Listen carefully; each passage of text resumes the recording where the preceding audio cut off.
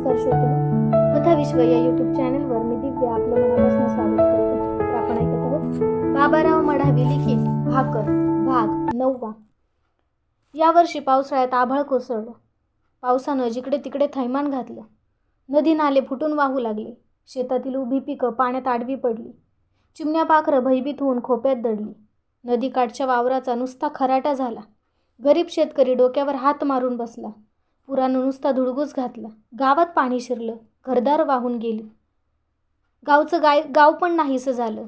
शाळेच्या ओसरीवर गावची माणसं आडोशाला जमली. जीवाचा आकांत सुरू झाला. या वादळात गंप्याचं कुटुंब सापडलं. गंप्याला सारेजण समजावत होते, पण त्याच्या डोळ्यातली आसवं खंडत नव्हती.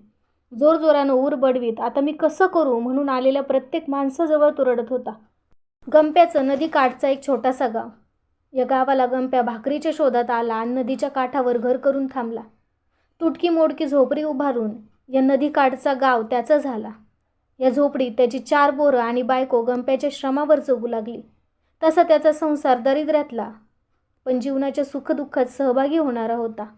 हनुमंत्या, मारोत्या, उकंडा ही 3 पोरं व शांता त्याची पोरगी. त्यांच्या प्रत्येक सजीला त्याची बायको रुक्मा हिची तेल मिठासाठी मदत व्हायची. ओल्या बाळंतपणातही ती कामाला धावायची. घराची ओढ केल्यानं पोरं बाळं 2 घास सुखानं खातात असं तिला वाटायचं. थिगडं लावलेला फाटका संसार गंप्या रुक्मा सजवत होते. उन्हाळ्यात घरासमोरील अंगणात रातीला दोघेही जण नदीच्या गार हवेत संसाराची बेरीज वजाबाकी करायची.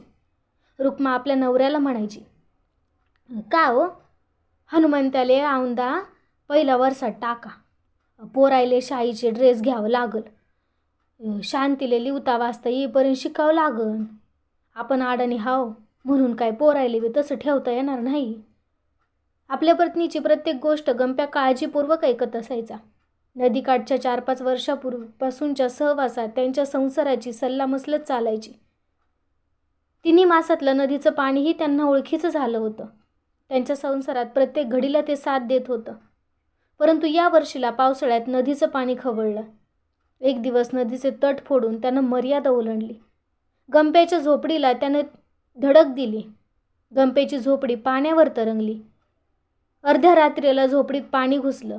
रुक्मानं पोरासनी पोटाजवळ कवटाळलं. वाटलं थोड्या वेळाने पाणी ओसरून जाईल, पण पाणी वाढीतच गेलं. अचानक आकाशात जोरानं वीज चमकली. तशी पोरं भीतीनं मायबापाला जोरानं बिलगली. वावटूळ यावी तसा वारा सुटला. घरातला चिमणीचा दिवा विझला. अंधारात पोरं बाळं एकमेकांना स्पर्श करून शोधत होती. रुक्मा नवऱ्याला म्हणाली, आता काही खरं नाही व. झोपडीत बी पाणी जास्तीच येत आहे. तुम्ही पोरं घेऊन शाळेच्या पायरीवर नाही तर सपरीवर नाही तर मारुतीच्या पारावर जा. मी हाती लागन ते सामान घेऊन येतो. गंप्यानं, तू एकटी येते का हो? देवानं लय आभाळ कोसळवलं आपल्या गरीबावर. असं म्हणून रुक्माचं सतत ऐकणारा गंप्या पोरांना घेऊन आसरा शोधत निघाला. इकडं संसाराच्या ओढीनं रुक्मा घरातलं एक एक सामान गोळा करीत निघाली होती. पाणी वाढतच होतं. झोपडीतलं एक एक सामान वाहून जात होतं. कष्ट करून मांडलेला तिचा चिमुकला संसार वाहून जात होता. पुन्हा एकदा जोरानं वीज चमकली. तिला पोराच्या शाळेच्या कपड्यांचं गाठोडं पाण्यावर तरंगताना दिसलं. ते हळूहळू वाहून जात होतं. रुक्मानं रात्रदिवस काम करून पोरायचे शाळेतले कपडे मागं पाडले होते. रुक्मा त्या गाठोड्या मागं, अरे बाप रे, पोरायचे कपडे, शाळेचे कपडे चालले म्हणून ती धावली. गाठोडं दूर दूर जात होतं. पाणी वाढतच होतं. तिने गाठोड्यावरचं अंग झोकून दिलं. गाठोडं तिच्या हाताला लागलं, पण ती मात्र पुरात वाहून चालली होती. ती पूर्ण बुडाली. पुराच्या वर तिचे हात गाठोडं धरून दिसत होते. रुक्मा पुरात गडप झाली. इकडे गंप्या आपल्या 4 पोरांना घेऊन गोटुलात मारुतीच्या पारावर थंडीने कुडकुडत रुक्माची वाट पाहत होता. रुक्मा काही येत नव्हती. तसतशी त्याची हुरहुर वाढत होती. रात्र कशी गेली त्याची त्यालाच माहीत. सकाळीच तो आपल्या झोपडीकडे गेला. झोपडी पुरात वाहून गेली होती. या झोपडीनं त्यांच्या सुखदुःखात साथ दिली होती. त्याचे अश्रू डोळ्यांच्या कडाजवळ येऊन थांबले. त्याने आपल्या रुक्माची चौकशी केली, पण कोणी काही सांगत नव्हतं. त्याच्या जीवाची घालमेल होत होती. तेवढ्यात एका मुलाने येऊन सांगितलं, तुझी बायको रातीला पुरात वाहून गेली, ती झाडाला अडकून आहे. हे ऐकून तो पटकन खाली बसला. त्याच्या डोळ्यातला पूरच वाहायला लागला. झालं, मी आता काय करू? क्षणातच तो उठला आणि रुक्माच्या अडकलेल्या प्रेताकडे पळत सुटला. रुक्मा झाडाला अडकून होती. तिच्या हातात पोरांच्या शाळेतल्या ड्रेसचे गाठोडे पकडलेलं दिसत होतं. रुक्मा, आता मी काय करू?